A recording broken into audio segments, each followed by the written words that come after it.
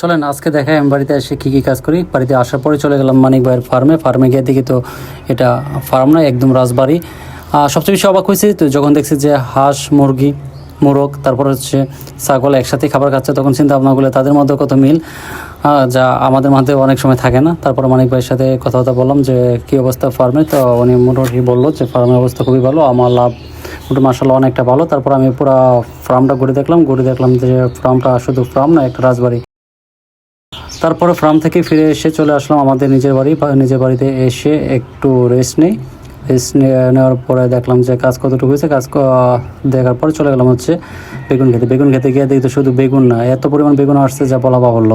তারপরে চলে গেলাম হচ্ছে আমাদের সুইট লেবু যে চারাটা ছিল সেই চারা কাছে, সেটা শেষ না করতে আমাদের বারমাসি কমলা দেখি যে ঝইরা ধরে রাখছে। তারপরে আমার সবচেয়ে বেশি খরচে যে চারাটা ছিল মিষ্টি কাঁঠাল, সেই মিষ্টি কাঁঠাল গিয়ে দেখলাম যে মাশাআল্লাহ ভালোই ফল আসছে, দেখে তো অনেকটা ভালো লাগছে।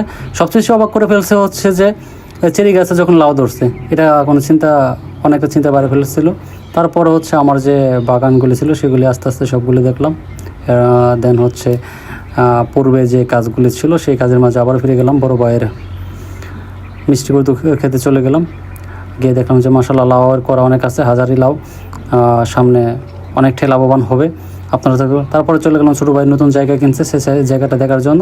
সেই জায়গাতে গিয়ে দেখলাম যে মাশাআল্লাহ অনেকটাই সুন্দর, পরিবেশটা ভালো। এরপরে চলে গেলাম বড় ভাইয়ের আম্মু যে পুকুর কিনছে সেই পুকুরে গিয়ে দেখলাম যে মাশাআল্লাহ অনেকটাই সুন্দর, ভালো একটা জায়গা নিয়েছে। তো ওইখানে গিয়ে আবার দেখলাম যে বড়ি গাছে গিয়ে দেখি যে বড়ি পারতে আমার হাতে লাগছে কাটা। বড়ি পাড়া শেষ করে চলে গেলাম পুকুর পাড়ে গিয়ে শুরু করলাম যে আদা ছিটকানো। যখন আদা ছিটকাইতেছিলাম তখন দেখতেছি যে মাছগুলো আমার খুব কাছে আসছিলো, দেখতে খুবই ভালো লাগতেছিল। আপনাদেরকে পরের ভিডিও দেখার জন্য অনুরোধ রইল।